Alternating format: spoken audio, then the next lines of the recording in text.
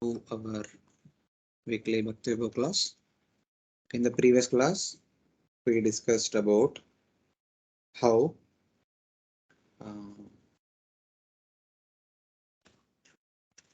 unable to tolerate the disrespect shown by Daksha towards her husband, um, Lord Shiva, Mother Sati, invoking fire from her own body, burnt herself.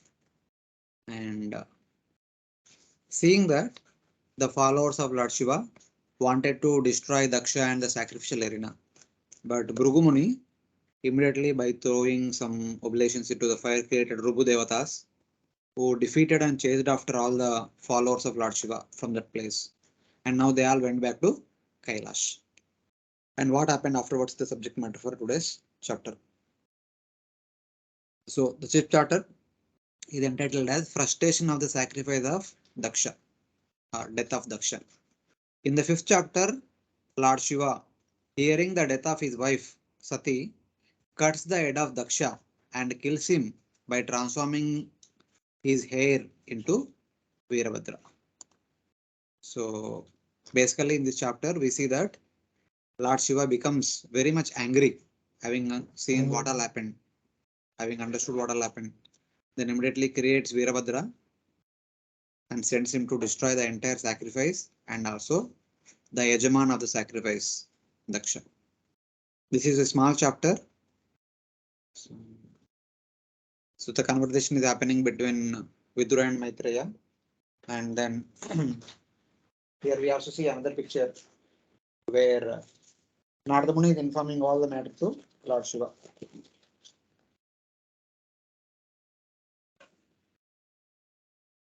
Yes, I have the pencil. Exam, I'm not right. So Maitreya is starting the conversation and eventually it goes on.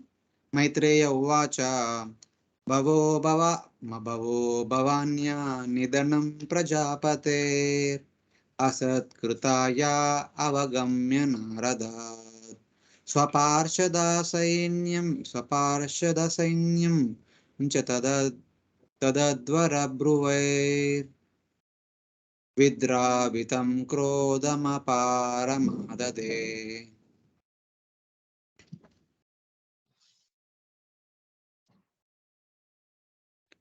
Someone can read the translation. Maitreya said, when Lord Shiva heard from Narad that Sati, his wife, was now dead because of Prajapati Daksha's insult to her, and that his soldiers had been driven away by the demigods, he became greatly angry.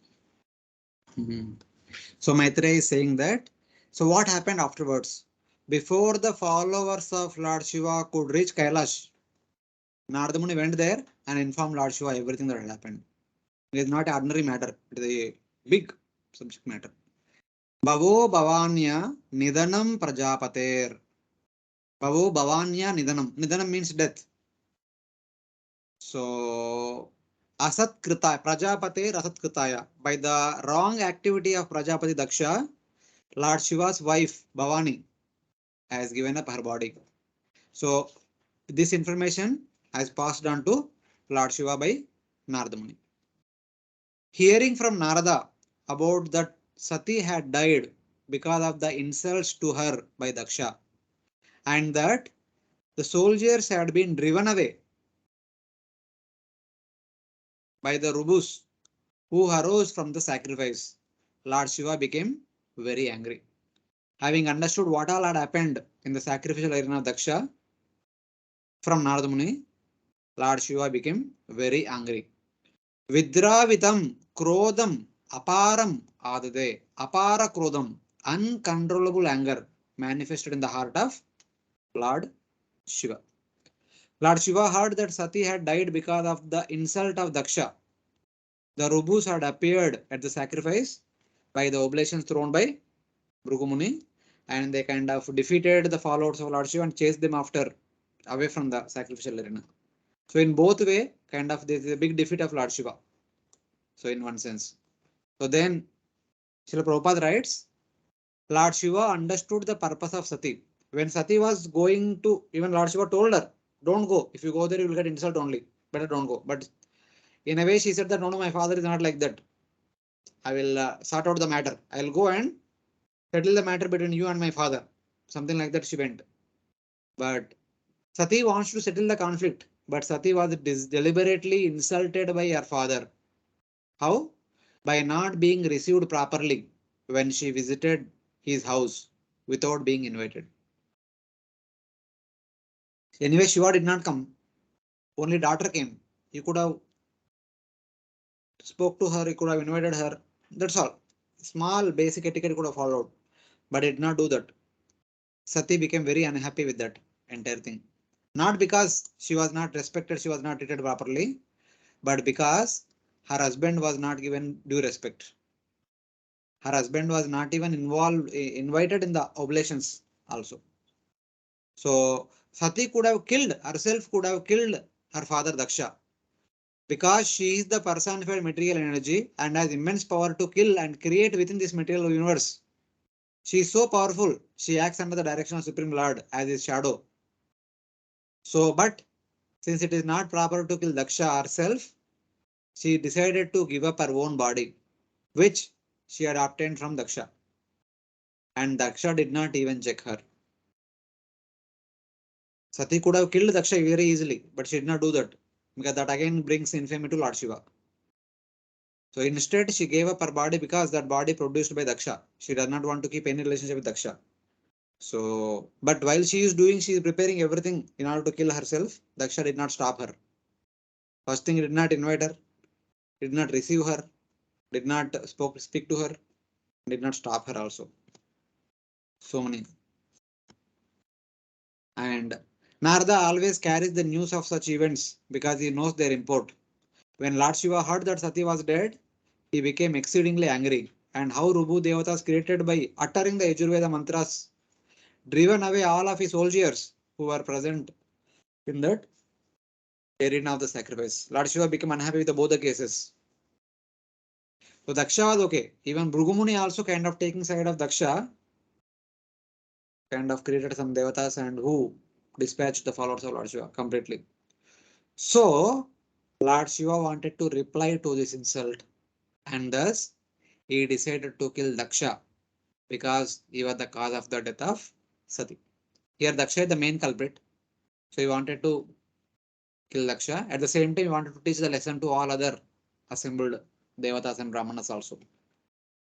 So with that intention, Lord Shiva does the needful. So this Vibhu Deva is kind of demigods created by Bhugumari. Ah, yes. One category of Devatas, some kind of soldiers. Yeah, no, it comes Bhagavatam, many, wherever the battle is there between Devatas and Asuras, the Rupa Devatas are mentioned. Sixth canto. अभी तक कुछ we did not enter into pastimes. Just we are entering now first pastime. This is. So later on in the sixth canto, Rubu Devatas come. So, Seventh canto, eighth canto, they all come. So in that battle, Battles, Devasura I something. think Narad was there in the assembly when this thing happened. No, he may not be there, but he's like moving here and He's there always always. there, He's always like there. that. Yeah. But especially when this thing happened, he was there. We don't know. There was no mention about Narada Muni being Because present. as you said, the Narad only gave this message to Shiva that this has happened. But I didn't see that he was there in the arena or. Yeah, that's what. Even the Bhagavatam nowhere mentioned about his name till now. This is the first time his name is coming. So whether he is there or not, but he comes to know. He's like very close to Paramatma, and something is happening. He might have come there and he just saw, and we immediately went to Lord Shiva and then informed. I'm fine. He has the access. What I was thinking that had he been there in the arena, things would have been probably different because Naraji can No, make difference. see, yeah, that is also there. But when there is situation is very grave, so generally people don't interfere in between. Sometimes because they know, Nardamuni knows it is a leela. Yeah, of course. In one sense. Why I'm saying because if in case like in so somebody's speaking. No. Like when Kamsa was not ready to kill the 6 children before. Nardamuni came and speeded fast in the fast time. Kind of either enhances something or does something nice, whenever he comes. So I was just thinking whether he's scared or not. But anyway. Here he's playing his role. He informed Lord Shiva so that the necessary things can be done. So what Hare is Krishna. Sorry. No, Bhrigu? continue, Mataji. I didn't understand the role of Bhrigu here. Did he not know that what is happening is wrong? Why did he take side of Daksha? If you remember, we discussed in the 12th chapter of the third canto, all these Prajapatis who appeared from Brahma, they all appeared as the teachers or preceptors of Karma Yoga.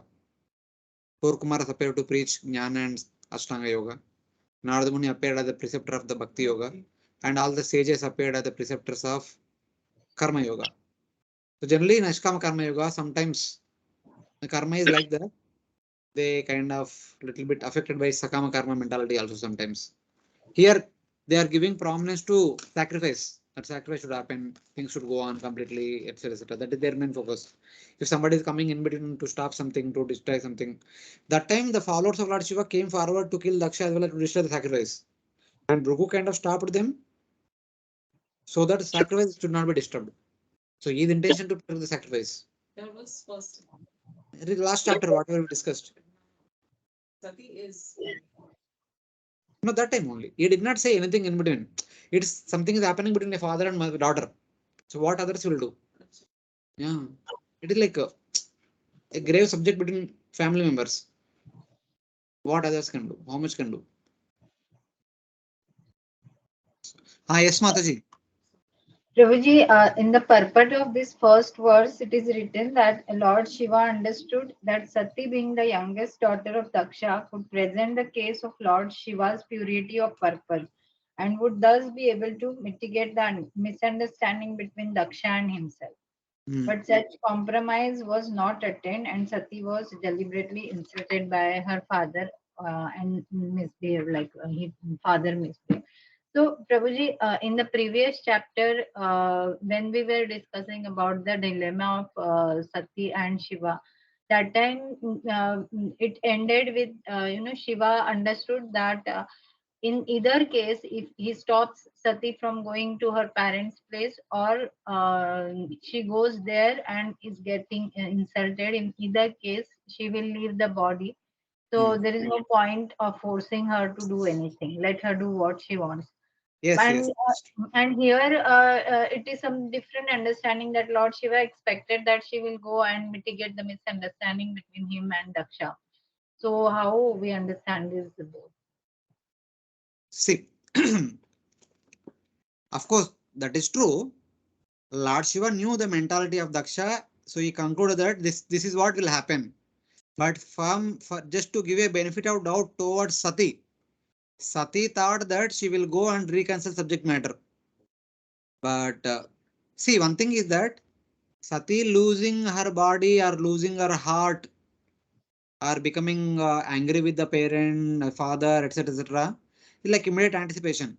But Sati took a drastic step. They then and there itself invoking fire and burning herself completely. So that angered. I mean, when she is doing that, Daksha did not stop. That angered Lord Shiva. Even when his daughter is dying, still, which kind of father will continue to see it?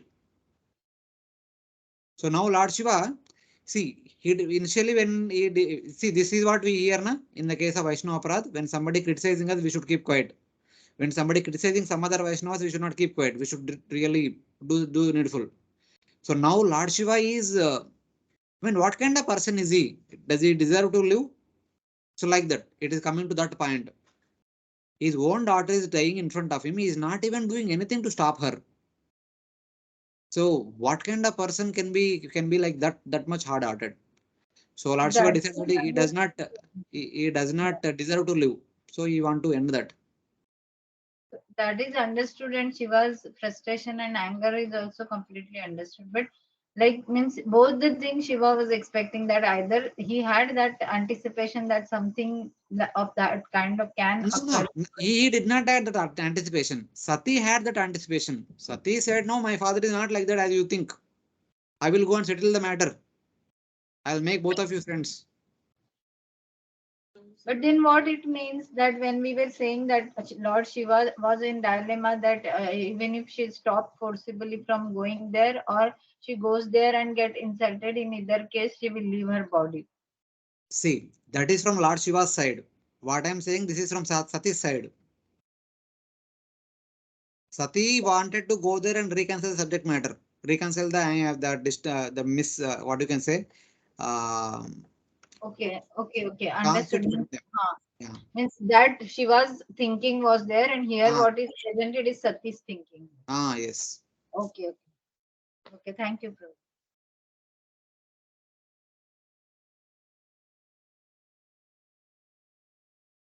क्रुद्धा सुधस्तौष्टपुटसदुर्जतै जटां तडित्वैः निसतोग्ररोचिषम् उत्कृत्य Rudra सहसोत्थितो Hasan गम्भीरनाडो विससर्जताम्बुवि. Thus Lord Shiva, being extremely angry, pressed his lips with his teeth and immediately snatched from his head a strand of hair which blazed like a electricity or fire. He stood up at once, laughing like a madman, and dashed the hair to the ground. Lord Shiva is known as Jatadhari. He had huge hair. So from that huge hair, he removed one hair. That is more than enough. Lord Shiva, with locks of matted hair, Dhur Jatai, biting his lips, snatched a hair, which blazed terribly like fire or lightning, and becoming ferocious, he stood up and then, laughing and roaring loudly, he forcibly threw the hair on the ground. He removed one hair from his head and for laughing loudly and roaring loudly, he threw it onto the ground. And immediately that became Virabhadra. That is Lord Shiva. Tandav Nritya. Thus, Lord Shiva is the destroyer. Now he is kind of going to do small kind of destruction. So he is in that way. Sata means blazing. Rudra means he became ferocious. He became angry. As a result of that anger, a Rudra manifested. Virabhadra is like a Rudra only. He is non-different from Rudra. Is the Kala personified, the destroyer. So in that way. Here is the beginning of competition between Brahma Tejas and Shiva Tejas. In the previous chapter, Brahmana Tejas and Shiva Tejas. So when after Sati burnt herself, Lord Shiva's followers were going forward to destroy the sacrifice and kill Daksha. Bhrugumuni created Devatas. So by his potency, he defeated the followers of Lord Shiva. So now Lord Shiva wanted to show off his potency. You defeat my followers, I'll create such kind of person. You will not stand in front of him. So Lord Shiva created Virabhadra, whose power is immense. Even Lord Shiva himself will say in the next verse how much power he will have. When Lord Shiva heard that his soldiers had been driven away, he created the tall black demon known as Virabhadra to retaliate the potency of Brahmanas. There is sometimes a competition between Sattva and Rajas. That is the way of material existence. Even when situated in Sattva, there is every possibility that his position will be mixed with or attacked by the mode of passion and or ignorance. That is the law of material nature.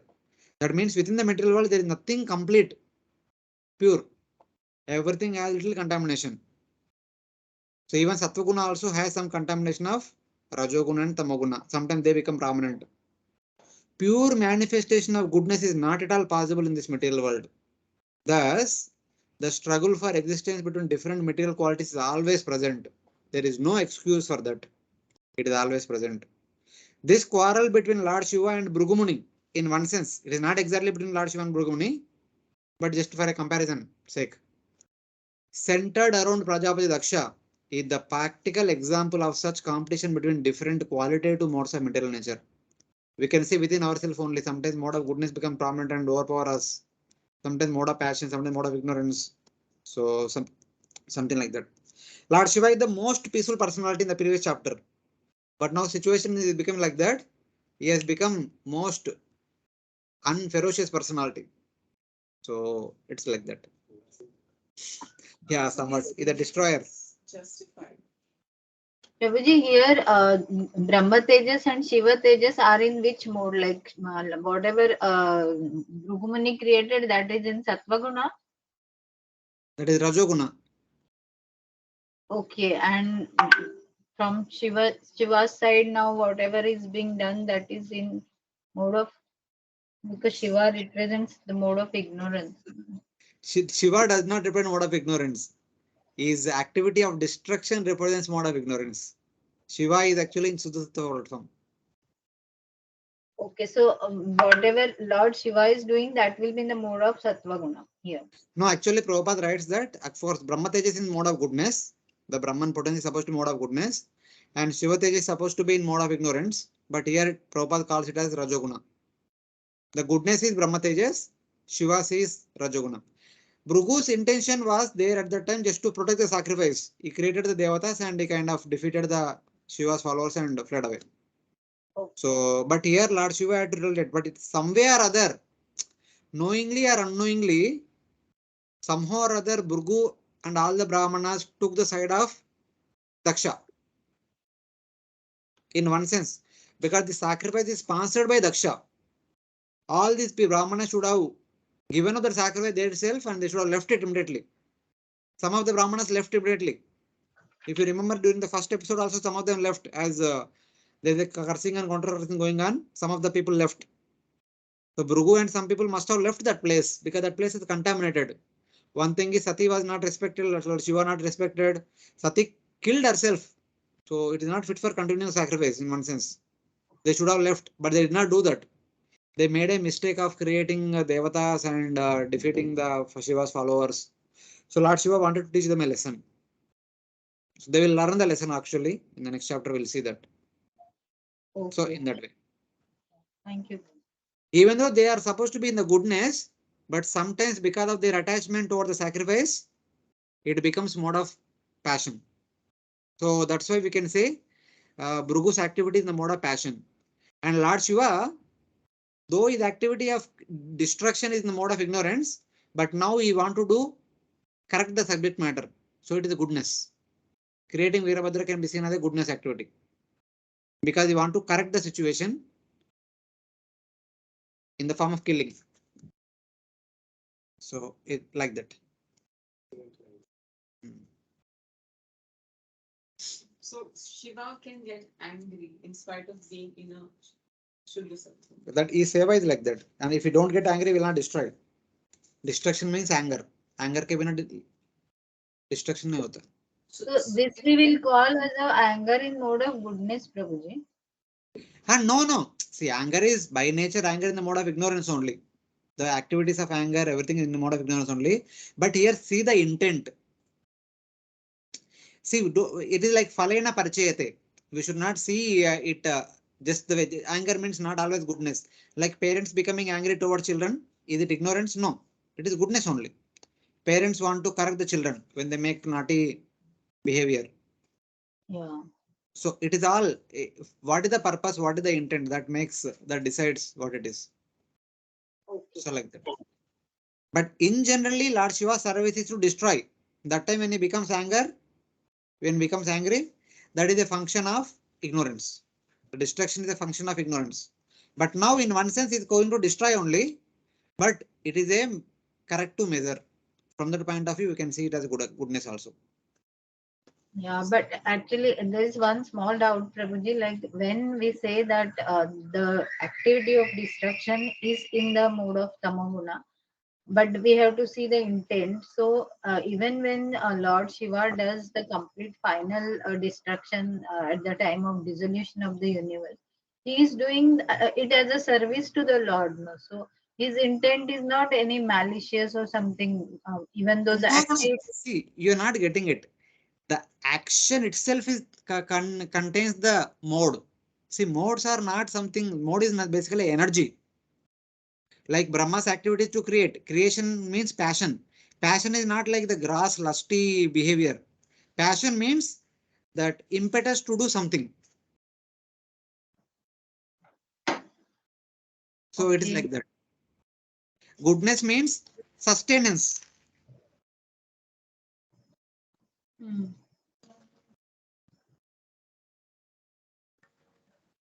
Ignorance means whatever gets destructed, it will come under the mode of ignorance.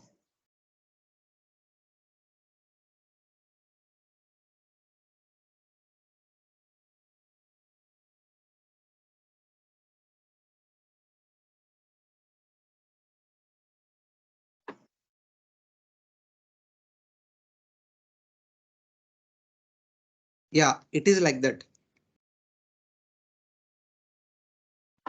So goodness means sustenance or maintenance.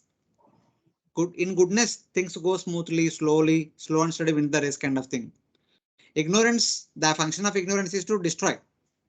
What is created, what is maintained is supposed to be destroyed. That is a function of the ignorance in that way. Okay, Prabhuji. Thank you, Prabhuji. ततोतिकाय तनुवा स्पृशन् दिवं सहस्रबाहोर्गणरुक्त्रिसूर्यदृक् करालदंष्ट्रो ज्वलदग्निमूर्धजा कपालमाली विविधोद्यतायुधा. Fearful black demon as high as the sky and as bright as three suns combined was thereby created, his teeth very fearful, and the hairs on his head like burning fire. He had thousands of arms, equipped with various weapons, and he was garlanded with the heads of men. Here is the description of that personality who appeared from that hair which was plucked out of the head of Lord Shiva and thrown on the ground. As soon as it threw down, immediately it produced a huge Atikaya. Atikaya means huge personality, heavy personality. If you remember in the Ramayana, this name comes Atikaya. There was one Rakshasa, like Ravana is sending one after the other, one head, what you can say, commander in chief after one other. There is one Atikaya also. He is like huge bodied personality. He comes and he starts eating all the monkeys. The monkeys were swallowed by his mouth and they are coming out of the ears, nostrils, like that. So Atikaya means that huge bodied personality, like Rudrasura, something like that. So his description is like this. From that hair, a huge black figure which touched the sky with its body. His height is as high as the sky, having 1,000 arms, not one arm, the 1,000 arms, projecting teeth, the teeth coming out of the mouth, and eyes bright as three suns, three Suryaduk. But of the eyes are so bright, they are appearing to be like three suns are together in that sense. It seems that he has three eyes. Rudra means always have three eyes. So he has three eyes, right, left, middle. So the three eyes are looking like three suns. So they are like blazing like fire. And hair like blazing fire. The hair is red in color, copper red in color. It is like appears to be like blazing fire. And he was wearing a garland of skulls and holding various weapons, especially trident, trishul. So that is the description of the personality who appeared. Tata means from that air. He touched the sky with his body. His eyes were like three suns. Since he had three eyes, each eye appears to be like a sun. So that is the body description. Tam kim karomiti granantamaha Baddhanjalim Bhagavan Bhutanata Daksham Sayajnam Jahimad Bhatanam Twamagrani Rudra Batamsha Kome. When the gigantic demon asked with folded hands, "What shall I do, my lord?" Lord Shiva, who is known as Bhutanath, directly ordered, "Because you are born from my body, you are the chief of all my associates. Therefore, kill Daksha and his soldiers at the sacrifice. Yeah. Virabhadra with folded hands asked, Kim karomiti? So, my dear sir, please tell me what I am supposed to do. How can I serve you? Kim karomiti? What can I do for you, my dear sir? So, what should I do? Shiva, the lord of the ghosts, Bhutanath, said, he said that Daksham sa yajnam jahi mad batanam. He said that kill Daksha along with his sacrifice. O Rudra, killed in battle, you are my chief portion. I am Lord Shiva, one among the 11 Rudras. I have created you, who is like my own replica. You will have same power as that I have. So Brugumuni created Devatas who defeated my other followers, and let me see how he will defeat you. You are non-different from me. You are also one Rudra. Please go and do the needful. What is supposed to do? Kill Daksha and destroy the sacrifice. Since you are my portion, the power of Brahman, you cannot be defeated. Do not worry. Go. You are my blessings. Destroy Daksha and the sacrifice. So, You just said one sentence. Palayana Falena Parichayate. means what? No, with the result, we understand what it is. Falena Parichayate. Whether tree is good or not, we'll understand the amount of fruits it gives. Same way.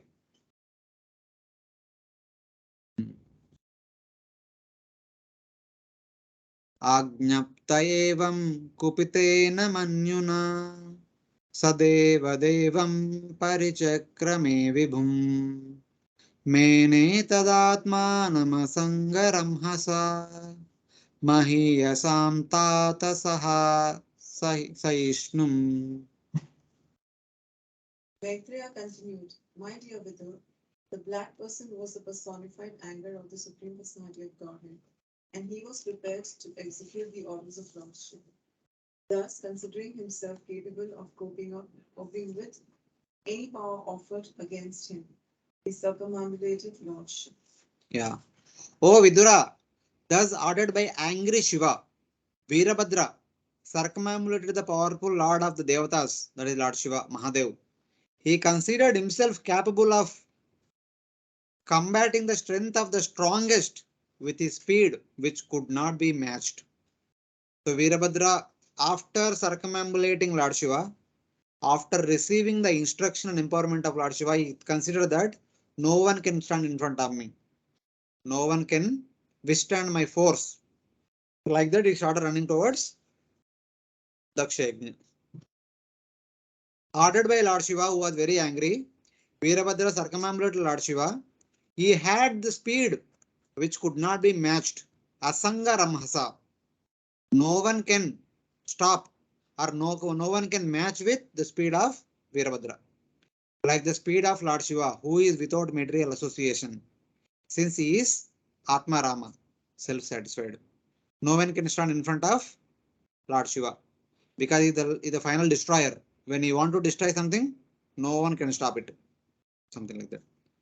He thought himself capable of tolerating the strength of the strongest, all the Brahmanas. Bhrigu might have so much Brahmatejas. He might create so many other so-called Devatas. But no one can stand in front of me. With that confidence, Virabhadra started running towards the place where Daksha is performing his Yajna. There's just two things here. Little louder. It could be off tangent, but I just wanted to know that I had heard once that Shiva is wearing the skull. So that once Sati asked, why is that so? And what was the answer given by Shiva? I don't know. Really? No, Sati asked Shiva and what answer he gave to Sati, I don't know. But generally, why he wears that we discussed, if you remember that Diti episode. Yeah. The birth of Shiva. Hiranyaksha, Hiranyakashipu. Basically, people in this mental world, they are after lot of decoration, etc. etc. And Lord Shiva is telling that there is no use of material decorations. This material world should be kept always aside. Lord Shiva decorates himself with the ash. No one cares about it. And he decorates with the skulls. no one cares about it. So it's like that. He's not interested in his own decoration. Instead, he's interested in serving the Supreme Lord. So that should be the mood we should cultivate. That he is indirectly teaching us. Prabhuji, Okay. yeah, Up, no, you. up, अपने आचरति प्रभु सब शिकायला. नहीं क्या skull थोड़ी ना पहनेगा Skull नहीं पहनने का, at least other things should not see. There is something this side, this extreme, there is this extreme. So at least let us be in the middle. Don't wear anything material, don't wear anything skull also. Stay normal. So it's like that. So what I had heard was that Shiva answered like this to Sati that you won't like what I answer you, so better not ask. So Sati insisted, and he said, "This is you. These are your skulls because you have taken these many." Oh, last time, sir. Okay. I have. Yeah, I also heard. Then Parvati asks, no, Mataji. Achha, Parvati, I don't know. I thought so. And then Shiva tells that this is you as a sati, you burned yourself, so that skull, something like that it is. That is why I'm wearing it so lovingly in my. Maybe हो सकता है, but what I have said is from third canto, the 14th chapter. This is what is explained in the shlokas and purports. Lord Shiva does not wear anything opulent in this material world in order to teach us. Even the same question asked by Parikshit Maharaj in the 10th canto, 89th chapter or 80th chapter, one of the last chapters. It is very peculiar. Parikshit Maharaj says that Lord Vishnu is so opulent, his devotees are paupers. And the devotees of Lord Shiva are so opulent, and he is pauper. So what is this? Why it is so like that? What was the answer? So when somebody comes to Lord Shiva asking for the material desires, he says, okay, take. But somebody really comes with a desire to get Krishna Bhakti from Lord Shiva becomes very happy. Because since Lord Shiva is the master of Durga is the potency consisting of three modes of material nature. Lord Shiva, like without any consideration, he gives, okay, take. If you want to take, you take, but don't disturb me. Anything made up of three modes, he gives away just like that. But he's not happy giving those things. Lord Shiva actually wants to give Krishna Bhakti only, but no one interested in that. They are coming only for material benedictions, so Lord Shiva gives. That's why Lord Shiva's followers are materially opulent. But when the same person goes to Lord Vishnu asking for some material benedictions, उनके पास जो भी है वो भी लेते विष्णु, सब निकाल देते. So Lord Vishnu does not want to give any material benedictions. Instead, he gives his own lotus feet in such a way that if at all they are attached to any material benedictions, material opulences, Lord Vishnu takes away everything in such a way that their family members will scold, criticize, and throw him out of the home. Then he will understand that there is nothing in this world other than the lotus feet of Lord Vishnu. Then they will surrender to Lord Vishnu. This is how Lord Vishnu treats somebody comes to him with material desires. So it's like that. If I am merciful, I take away everything. The same shloka comes in that chapter only. Prabhupada always quotes that shloka. In Bombay, when he was in Bombay, all his possessions are stolen away. That time he remembered this shloka. He said, seems that Krishna is acting upon me. He's taking away all my entanglements, one after the other, one after the other. So it's like that. Prabhuji, with the power of yoga, even a living being can be created, because we see in this chapter, like Bhrigu created some devata, and now Lord Shiva created Virabhadra. So means with the we know like how we saw Kardama created such a big planet, opulent planet, and all with the power of yoga. But even a living being can be created like this. Means Living being created like this. Ganesh, how was Ganesh was born?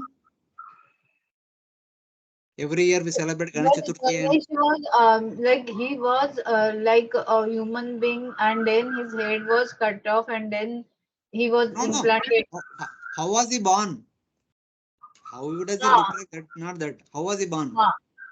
that is like whatever the dust from the Parvati's skin that she created, na, from that statue, and then Some she. say dust, some say that powder which is used for bathing. While bathing, there is a lot of powder aside. She was thinking something else about Lord Shiva. While thinking like that, she made a particular form. Then eventually she invoked a life into that particular form. It became. See, for Lord Shiva to create a living entity, see, in one sense, na, Lord Shiva is non-different from Lord Vishnu. Yeah. He is non-different from me. So it's not a big thing. The Jivas are always with him. In the previous verse already said that he is Brahman. He is non-different from Brahman only. In that sense. But It's Bhrigu basically what they are also, creating is the body. The Atikaya. Jivas are already there. Lord Shiva is Bhutanath. Everyone is followed by so many billions of soldiers. So he might have invoked one soldier and put him in this particular huge body. That body consists of huge strength. So in that way. okay. But Bhrigu also created, no, Prabhuji. Like See, Bhrigu is not that is not dead. creation, that is invocation. The Devatas are already there somewhere else in the heavenly planets. And Oh, Bhrigu okay, told them okay, to appear here. okay. Even in the case of Lord Shiva also we can see like that. I'm saying na, already that Jiva is there, one among his soldiers. He just called him and put him in a huge body, powerful body, so that no one can defeat him. Okay, okay. Understood. Like that you should see. Yeah. Thank you. Yeah, I also one more thing. The cremation ground generally. Shiva's picture is there. This is the reason that he's the Lord of Destruction. So in the end, but is it not that those who are leaving this world, of course, they are dead then. There should be a picture of Lord Krishna or Vishnu. That is Vaishnavas. There are different people follow different No, but customs in this cremation world. ground, like I, as a female, we never go. Ah, yes. First time I had to go. No, to in India, if you see, if somebody dies, na, they say Shivaik ho gaya. Shivaikyam ho gaya. Whether you have heard or not, but in South India, in the North India, especially Varanasi, it is very famous. Why people go to Varanasi and die or do the cremation? Because everyone has the concept that they want Shivaikyam. Why Shivaik? Aikyam. Shiva Aikyam. Brahman, entering into Brahman. The Lord Shiva is the Lord of Brahman. Sadashiva is the Lord of Brahman. Whoever enters to Brahman, they become associates of Sadashiva. So that is what. Because whole India, we have the concept of Kaivalya. Kaivalya means Shivaikyam. So that is natural because that's why. And it is a good way of thinking that when somebody dies, they say that okay, Shivaikyam ho gaya unka. He entered into Brahman. That is traditional thought process in India. All over it is there. That's why Lord Shiva's deities photos might be there in the, especially deities also there. Even here we go whenever we visited. What is this next? Marine Lines. Chandanwadi, na? At the beginning only Lord Shiva's temple is there before the entire crematorium begins. Yeah, that's why I asked. It is natural. All India, all over India, it is traditional. It is being considered like that. So this concept of going back to Godhood is not yet. That is only among the Vaishnava circles. By that is minority, very very minority. Going back to God, it is minority. In that, going back to Goloka is minority of the minority. So, but majority is Brahman, Sayujya, Mukti, Shivaikyam. That is spread everywhere. ये स्वर्ग भी है, स्वर्गवास हो गया. That is also there. At least some people say Shivaikyam हो गया, but majority is स्वर्गवास in that sense. But Shivaikyam also many people talk. I hear always. In our place it is there.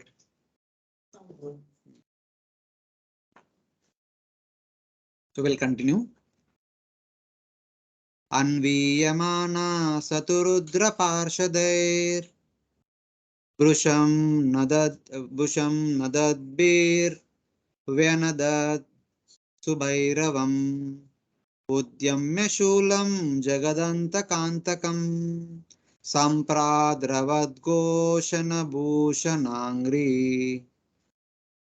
Many other soldiers of Lord Shiva followed the fierce personality in a tumultuous approach, carried a great trident, fearful enough to kill even death, and on his legs he wore bangles which seemed to roar. Yeah.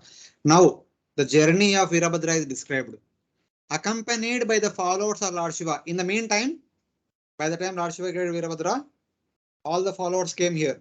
No, Lord Shiva created Virabhadra. Virabhadra is going toward Daksha Yajna. All of them followed after. Now our commander in chief has come. Let us go along with him and do the needful like that. They all followed after Virabhadra, who made a tumultuous sound, making a thundering sound with his foot ornaments and raising a trident, which was the death for death itself. Jagad Antaka Antakam. Death is Jagad Antaka. Everyone in this world is fearful of death. But is Trishula creating fear to the death personified? It's like that. He hurried to the sacrifice. He is running fast toward the sacrifice. The trident of Virabhadra was like death for the death itself. Antakam Jagadantaka. On his 2 feet, he had ornaments which made a thunderous noise. As he was running, the two what you call that? Leg ornaments? Bangles? Anklets. Anklets. They produced huge sound, which is as if some earth stroke or a thunderstroke are happening, something like that. They might be hitting each other as he was running.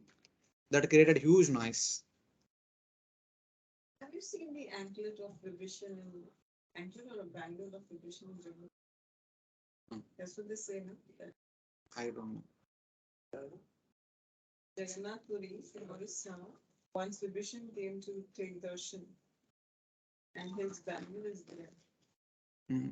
It is of huge size. That's what they say.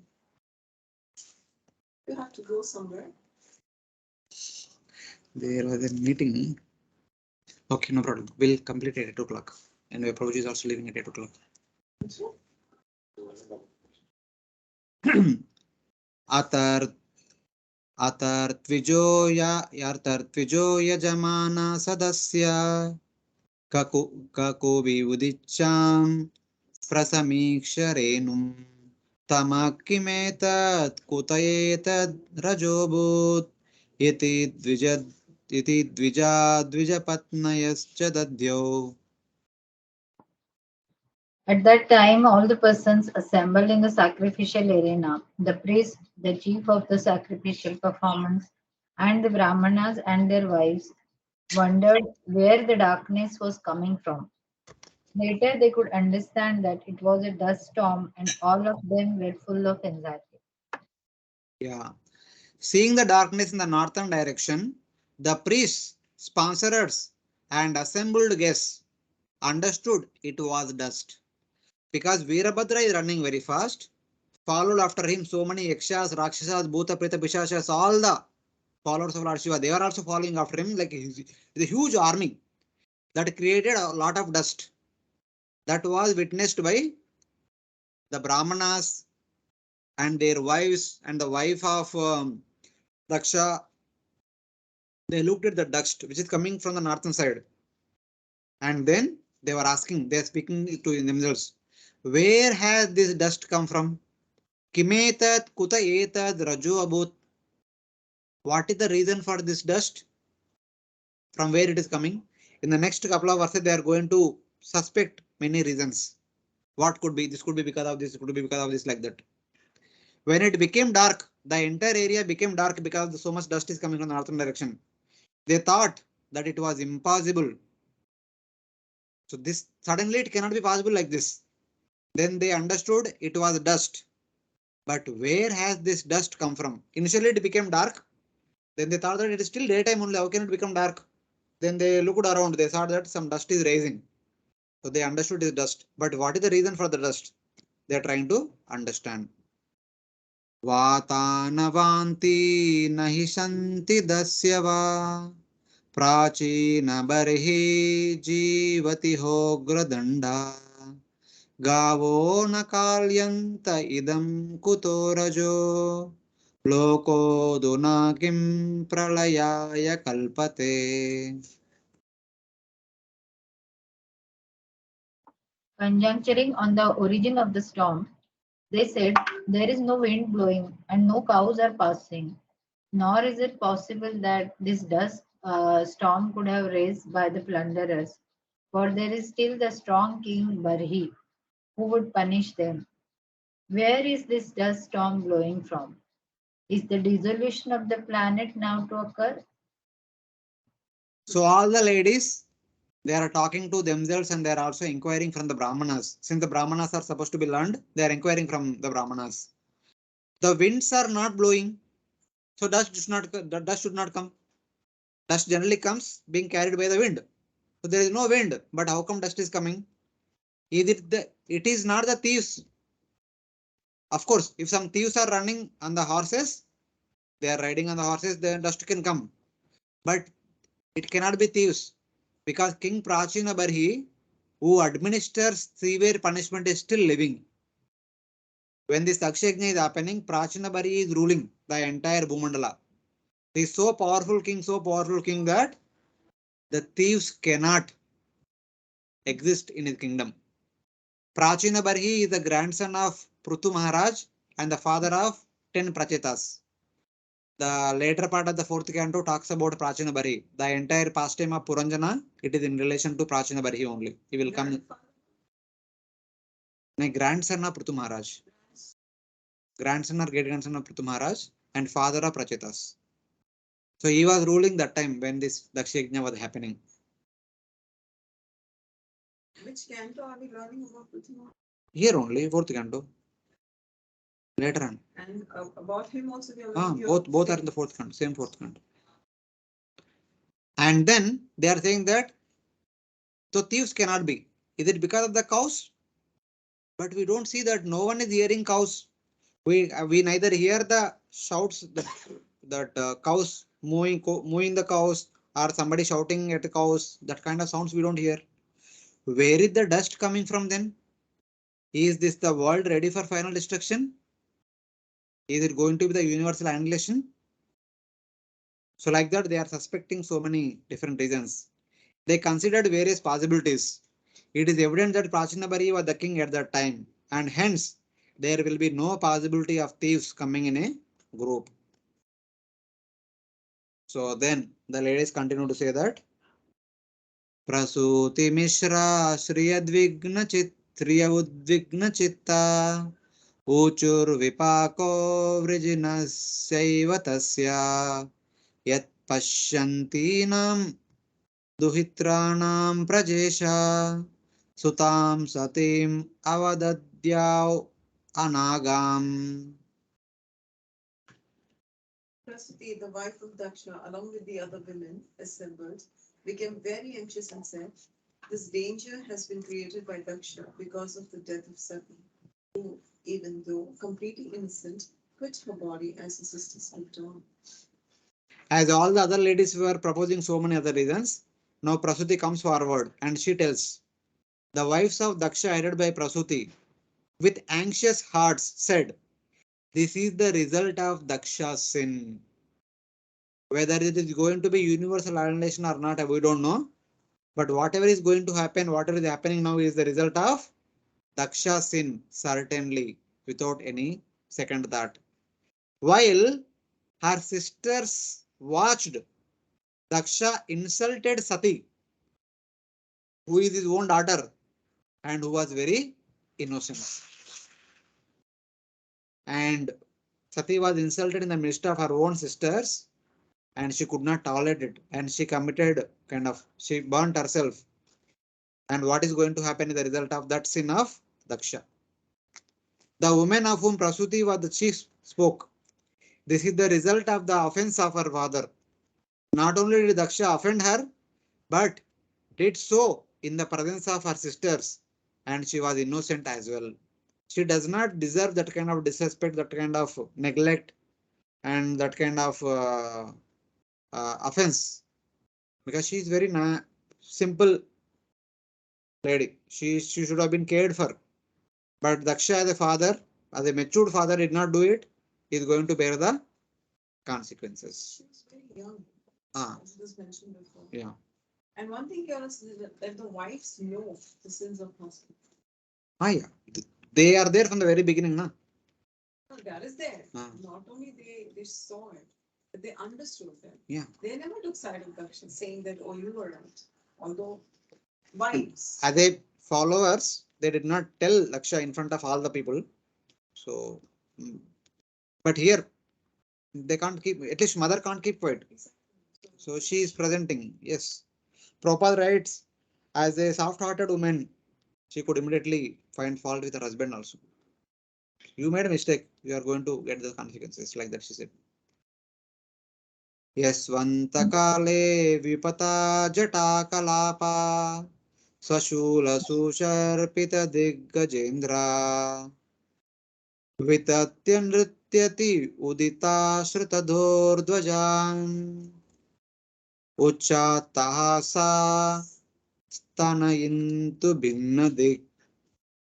The time of dissolution, Lord Shiva's hair is scattered and he pierces the rulers of the different directions with his trident. He laughs and dances proudly, scattering their hands like flags, as thunder scatters the clouds all over the world. Yeah. On the other side, while the ladies are all thinking about this, what is happening, they are like suggesting so many possibilities. In Kailash, having dispatched Virabhadra, Lord Shiva began to dance. The description of Lord Shiva's dance is there in this two verses, 10th and 11th. Here it says that locks of hair, piercing the directions with his trident, waving his flag like arms, holding upraised weapons, and breaking the directions by the roar of his loud laughter. Lord Shiva dances at the time of universal destruction. As if it is going to be universal destruction, Lord Shiva was dancing with uproarious voice, which is destroying all the directions. Like that. Translation, sir, he pierces the rulers of the different directions with his trident. Trident, when he is dancing, he is moving the trident in all directions. So it is piercing the ether in that sense. Ether, it is pierced. Directions, basically directions. All the directions are pierced. Rulers of the different directions. Rulers means Just directions. just the directions, not the. Not the rule. He is not piercing anybody. Yeah. In one sense, when you take a stick and you move around, now it is like the piercing through the ether. Since ether is a subtle element, we can't see it, how it is being pierced. If it is if some of the matter, so when you throw some knife like this, it gets cut, something like that. The powers of Daksha cannot defeat Lord Shiva. This is explained in next two verses. Lord Shiva's locks of hair are scattered. In his arms are the raised weapons. He throws his arms about like waving flags and dances. He pierces the directions by the roar of his loud laughter. Just by shouting loudly, that sound itself is piercing the directions. What to speak of the weapon? The sound goes in the ether, that is piercing the ether every direction. So in that way, so Lord Shiva is very angry in one sense. This is that.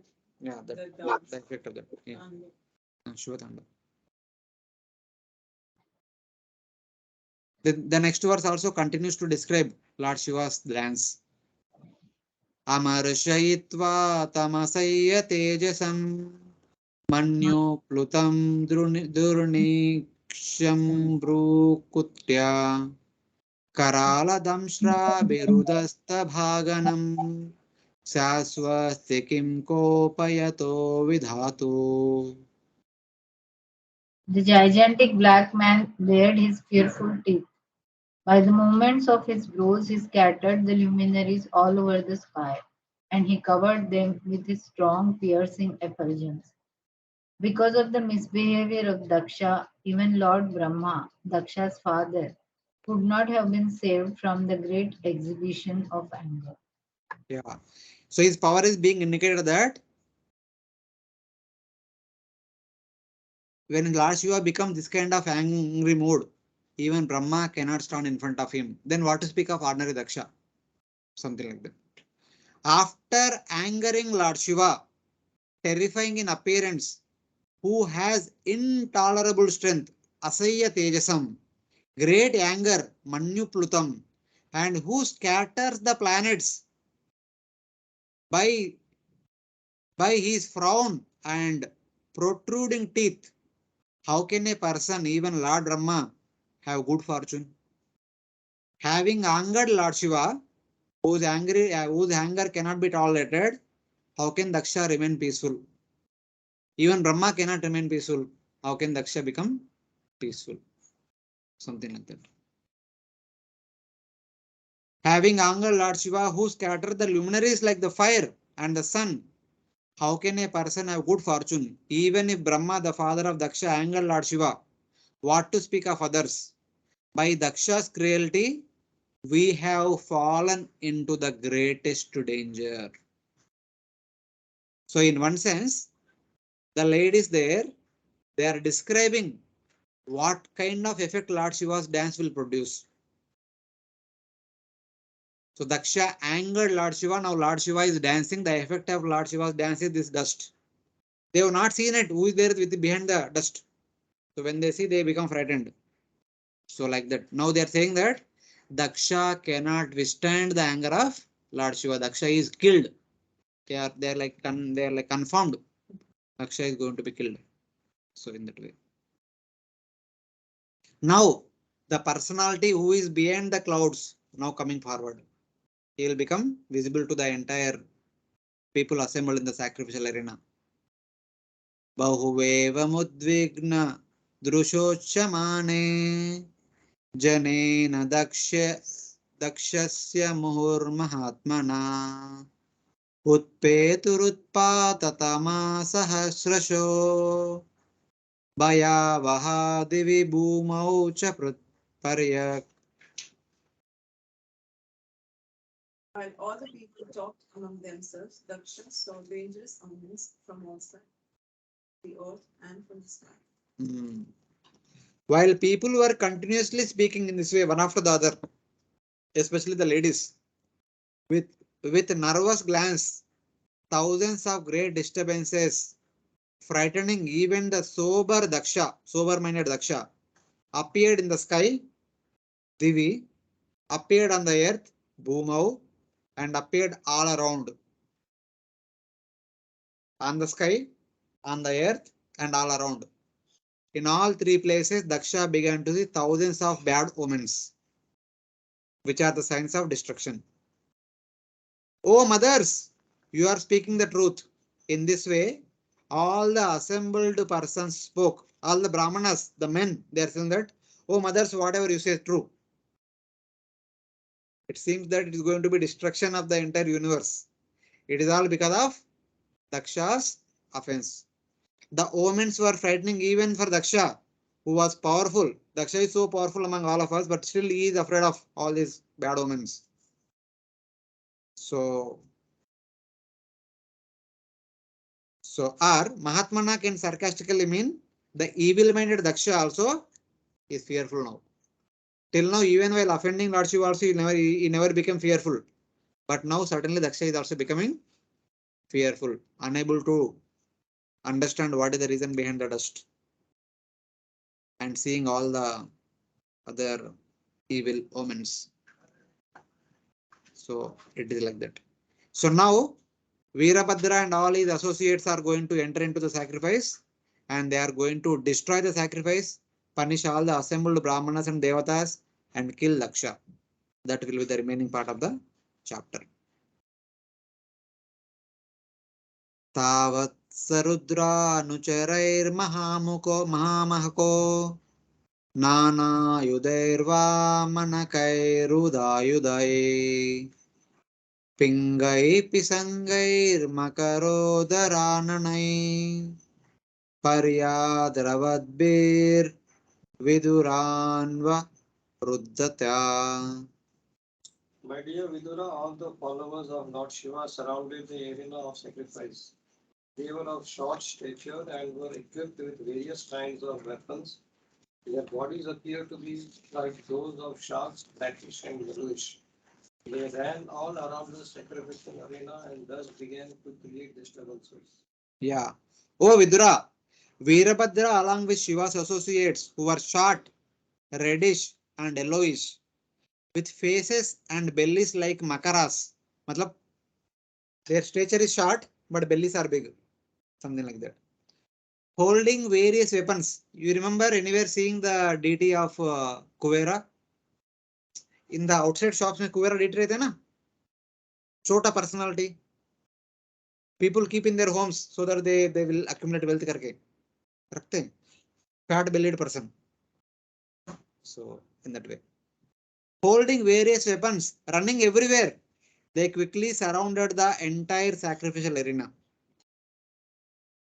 So it's like that. Because all the followers, they spread in all directions. They began to punish all who come across and they are going to destroy the entire sacrifice. What did they do? It is mentioned in the couple of verses next. Why you say Kuvera? I mean, he is like this one thing. Seems to be like that. He Yeah, is like but that. he's part of this, right? No, Kuvera is the lord of Yakshas, no? He's not part of this, but I'm talking about the bodily structure. Kuvera is the close friend of Lord Shiva. He stays next to Lord Shiva. Kailash and Alkapuri both are adjacent to each other. Kuvera is the constant associate of Lord Shiva. He's also a brother of Ram. Ah, yeah. Yeah. Not direct brother, step brother. Stepbrother. Mothers are different. Same father, but different mothers. And he's supposed to be the treasurer. Ah, treasurer of the Devatas. But the treasury of Devatas is guarded by the Yakshas. He is the Yakshapati, the lord of the Yakshas. And he and Yakshas are taken care by Lord Shiva. So indirectly that means treasurer भी Shiva के हाथ में ही है. And Lord Shiva is not interested in He's treasurer. not interested, that's one thing. But he has a control over it. Not control. Mali is friends with Kuvera. Kuvera accepts him as Guru. He is like disciple. He does not control his seva. वो सेवा करते रहो but आपका हमारा भक्ति के बातचीत हम करते रहेंगे.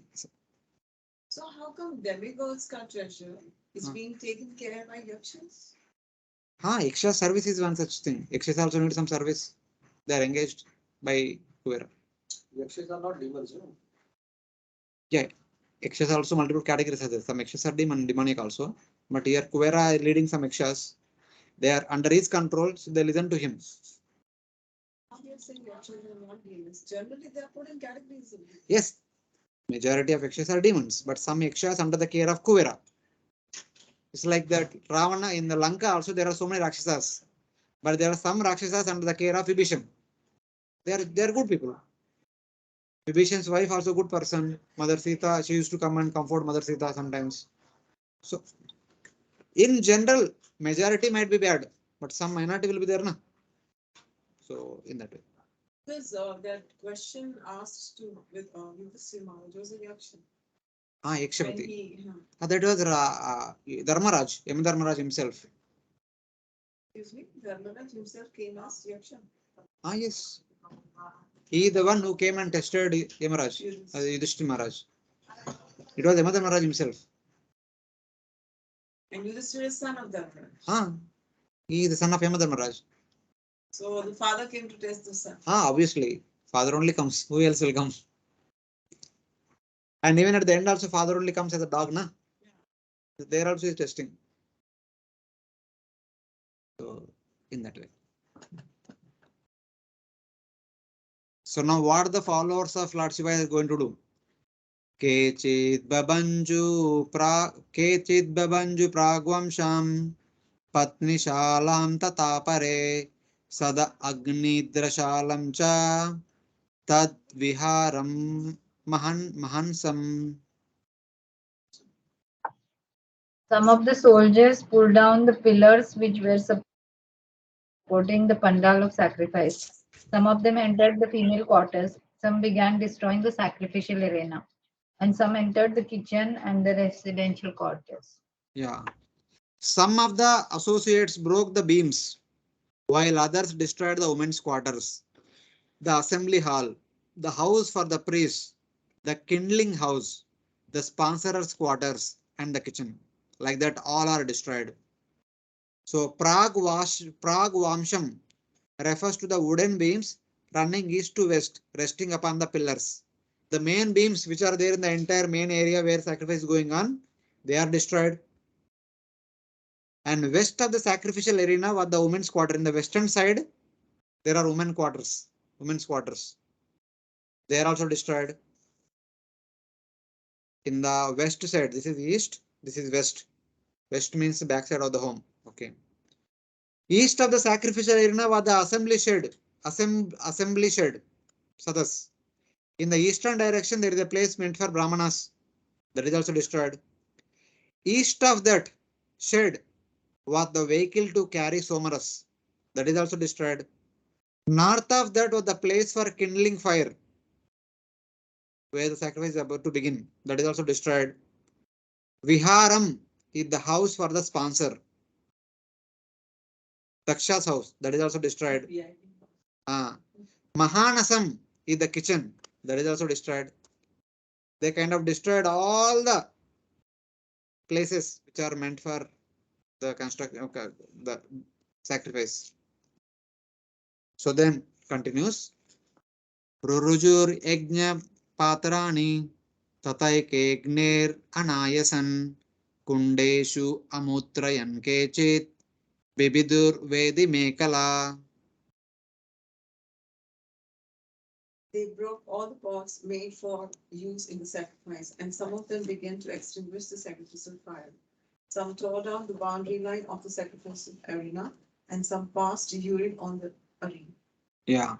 Some broke the sacrificial vessels, some extinguished the fire, some urinated on the pits, and some tore up the earthwork around the fire pits. There are so many fire sacrificial altars. So they destroyed everything. Wherever fire is there, they kind of turned off their fire, etc. Abadantamunin anne eke patnir atarjayan apare jagruhur devan pratyasannaan palayitan. Some blocked the way of the fleeing sages, some threatened the women assembled there, and some arrested the demigods who were fleeing the Pandal. Yeah, when people are in order to save their life, there when they're fleeing out, they did not allow anybody to leave that place. Some harassed the sages, while others shouted at the women. Others caught the devatas who are about to flee away from the sacrificial arena. So they scolded the women after catching them with the coarse language or by saying that stay here, don't go anywhere. We are very soon going to make you widows. We are going to kill your husbands. They are not harming the women, but they are not allowing the women to leave that place. They are telling that we are going to kill your husbands, you are going to become widows very soon, like that. Because our Sati died. So all these Brahmanas supported Daksha. They don't deserve to be living. Something like that. Brugum babanda maniman Virabhadra prajapatim Chandesha pushanam devam Bhagam Nandeshwaro grahit sarva evartvijo drishtva sadasya sa divaukasa ter ardyamana subrasham gravabir nika dadruvam. Maniman, one of the followers of Lord Shiva, arrested Bhrugumuni, and Virabhadra, the black demon, arrested Prajapati Daksha. Another follower, who was named Chandesh, arrested Kusha. Nandishvara arrested the demigod Bhaga. There was a continuous shower of stones, and all the priests and other members assembled at the sacrifice were put into immense misery. For fear of their lives, they dispersed in different directions. Yeah. So one by one they caught all the important personalities. Maniman tied up Brugumuni. Virabhadra tied up Daksha. Chandesha tied up Pusha. Nandishvara tied up Bhaga. These are the main important people. And they will be punished. And why they were given that punishment is also explained in the next verses. After seeing this, all the priests, guests, and the devatas, afflicted greatly by the stones thrown at them, could not flee in a group and throw towards others. All the followers are started throwing stones. But the leaders are captured and the followers, other people are thrown stones. So they are unable to tolerate the hitting of the stones and they are not able to flee away also. So they are in between. On a lighter note, I would like to say, if you see the chronology here, Hanuman, one of the followers, got Bhrigu, Uh, whereas Virabhadra Bhadra got Daksha. Daksha. In the movies, you see the greatest demon or greatest villain is caught by the greatest. Normal. Yeah, but that's Equal powerful. Yeah, this is the origin. That is normal everywhere like that. Virabhadra mainly came to kill Daksha. So he is focusing on Daksha only. Maniman and Daksha, And then- is your Maniman was already there. First time he was there. He could not do anything that time. So that's how Virabhadra came. But now he's catching Bhrigu. Not only that, see further what he's doing to Bhrigu. Juhata Shruva Astasya Smashruni Bhagavan Bhava Brugor Lurunche Sadasiyo Asat Chamashru Darshayan Bhagasya Netre Bhagavan Patitasya Rushabhuvi Ujjara Sadastokshna Yensapantam Asusuchat. Yeah, please read. Virabhadra tore off the mustache. Somebody is reading. No. Carry on, Mataji. Continue. Virabhadra tore off the mustache of Bhrigu, who was offering the sacrificial oblations with his hands in the fire. Virabhadra immediately caught Bhaga, who had been moving his eyebrows during Bhrigu's cursing of Lord Shiva, and out of great anger thrust him on the ground and forcibly put out his eyes. Hmm. Virabhadra first tore off the mustache of Bhrigu, who was offering oblations with a ladle in his hand, but who had smiled, showing his mustache after Daksha insulted Lord Shiva. Last time, when Daksha was insulting Lord Shiva, maybe a little bit later on, so Bhrigu made a mistake. Sorry, so Bhrigu, uh, who smiled, he had smiled at that time, showing his mustache towards Lord Shiva. This was his mistake, for which now he is getting the punishment that Virabhadra tore off his mustache. Not shaved off, it threw kind of plucked off. And then Bhaga. He pulled out the eyes of Bhaga, who had fallen on the ground in great anger and who had encouraged cursing Daksha by the movements of his eyebrows in that assembly. Previously, when Daksha was criticizing Lord Shiva, Bhaga, with the movement of his eyes, kind of inspired Daksha. Yes, go on, I am with you. Go on, I am with you. So for that activity, Virabhadra plucked out the eyes of Bhaga. Kindly remember what will be the correction will be done to them later in the next chapter. Lord Shiva makes the corrections for all these people. We'll see. Bhaga will get some eyes. Virabhadra will get some mustache. Somebody else's mustache. Somebody else. Ah. I like that. Okay. Like Because that. I was thinking this is only correction. Ah. One second. Bhaga encouraged Daksha by glancing with the corner of his eye previously, because they made a big mistake at that time. So now they are getting the result. So now Pushna. This is interesting. Pushno hi apatayadantan कालिंगस्यायता बला सप्यमाने गरिमनियो असदर्शयन्दता. Just as Baldev knocked out the teeth of Dantavakra, the king of Kalinga, during the gambling match at the marriage ceremony of Anirudh, Virabhadra knocked out the teeth of both Daksha, who had shown them while cursing Lord Shiva, and Pusha, who, by smiling sympathetically, had also shown his teeth. Virabhadra made Pusha's teeth fall out, just as Balarama made the king of Kalinga's teeth fall out. Pusha had smiled, showing his teeth when Lord Shiva was being rebuked by Daksha. Everything what they have done during that time, they are getting reaction now. So when Daksha was criticizing Lord Shiva, Pusha smiled, showing his teeth. Full smile, full laugh kind of thing. Now his full teeth are gone. 32 teeth, they are gone. Just as Lord Balarama at the time of Aniruddha's marriage, during the game of dice, made the teeth of the king of Kalinga fall out. So Virabhadra made Pusha's teeth fall out. You know this pastor? 10th canto it comes. Just में बोल सकती क्या हुआ? No, nothing. See, marriage was happening. Rukmi's granddaughter was given in marriage to Aniruddha, Krishna's grandson. So in that marriage, Who's there? Rukmi's. Though Rukmini did not have good terms with Lord Krishna, but Rukmini wanted to maintain the relationship. So Rukmini accepted Rukmi's daughter and Rukmi's granddaughter also in marriage to her son and grandson. So during that marriage, Krishna and Rukmini were silent. But other people incited Balarama. Do you know how to play dice? Do you know how to play dice? Something like that. So Balaramaji was playing nicely.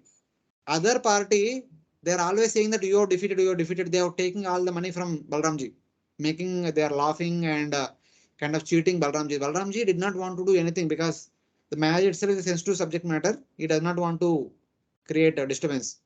But eventually such things went into a out of control. Then he lifted his gada and killed one person. And this Pusha, not Pusha, calling King of Galinga, was actually laughing at every time whenever Balramji was shown to be defeated. He was laughing, showing his teeth. So with fist he kind of hit once. All the teeth came out. Something like that. Sometimes Indra and Pusha are grouped together at the phrase the rice offering of Indra and Pusha. Basically, the offering is given to Indra and Pusha together, something like that in some of the Vedic mantras. Thus, Virabhadra made the teeth of both Indra and Pusha fall out. Though the shloka talks about Pusha only, seems that Indra is also around and his teeth also came out. Seems like that. It is not mentioned in the direct shloka, but आक्रम्योरसि दक्षस्य सितधारेण हेटिना चिन्दन् अपि तद् उद्धर्तुं नाशक्नोत् त्र्यम्बकस्तदा. Then Virabhadra, the giant-like personality, sat on the chest of Daksha and tried to separate his head from his body with sharp weapons, but was unsuccessful. So Virabhadra kind of punished all others. The 4 leaders are caught, 3 are then punished, and now Daksha is remaining. So Virabhadra sat on the chest of Daksha and using his weapon is trying to cut the neck of Daksha, but is not cutting. Daksha's body was so strong that his head was not getting cut. Then Shasrair Ashran Vitair Evam Anirbinna Tvacham Hara Vismayam Param Apanna Dadyau Pashupatischiram. He tried to cut As the head of Daksha with him as his weapons.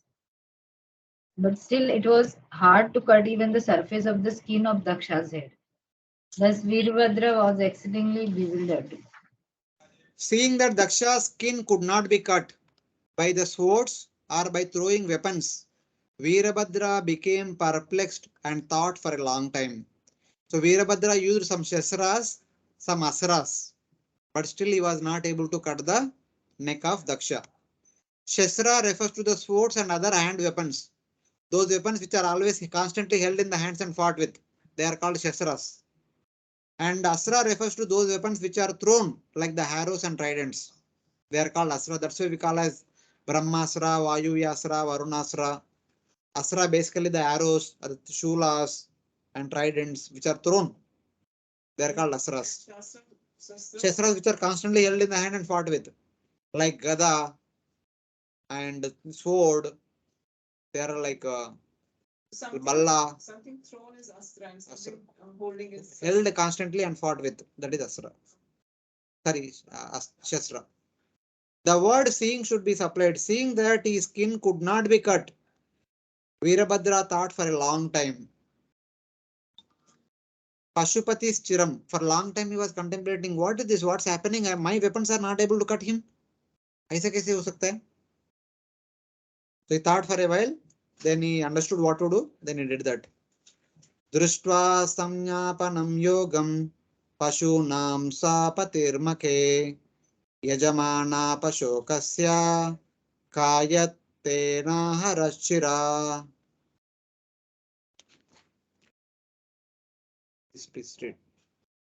Then Virabhadra saw the wooden device in the sacrificial area by which the animals were to have been killed. He took the opportunity of this facility and to behead. Yeah. In that sacrifice arena, a goat supposed to be offered in sacrifice.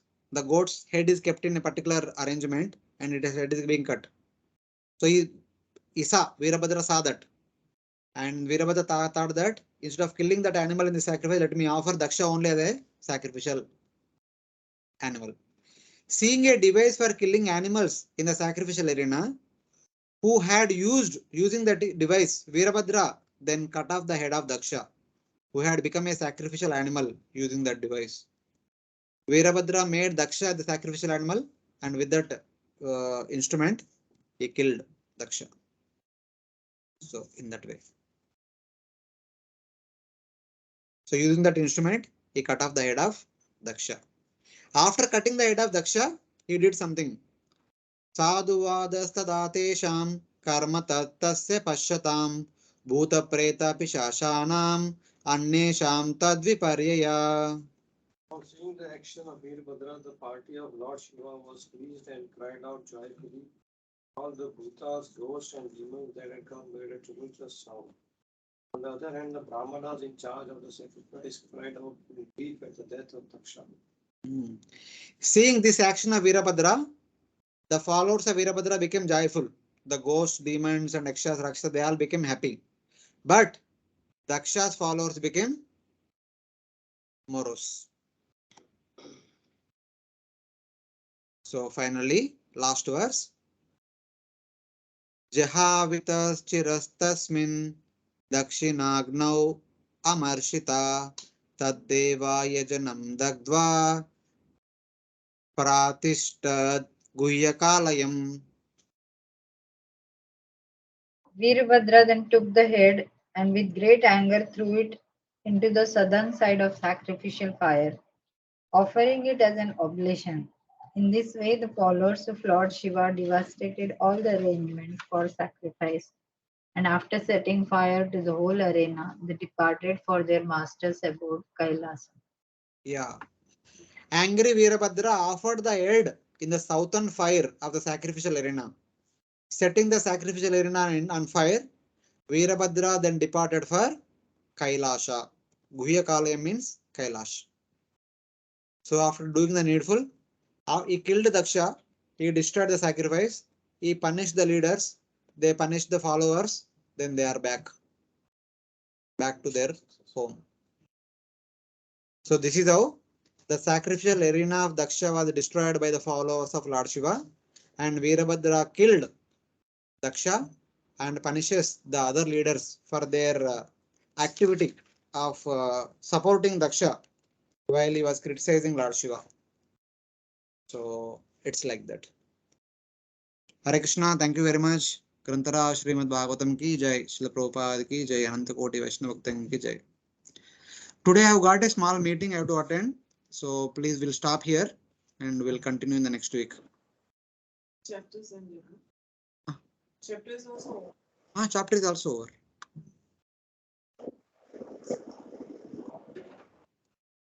Hare Krishna, thank you very much.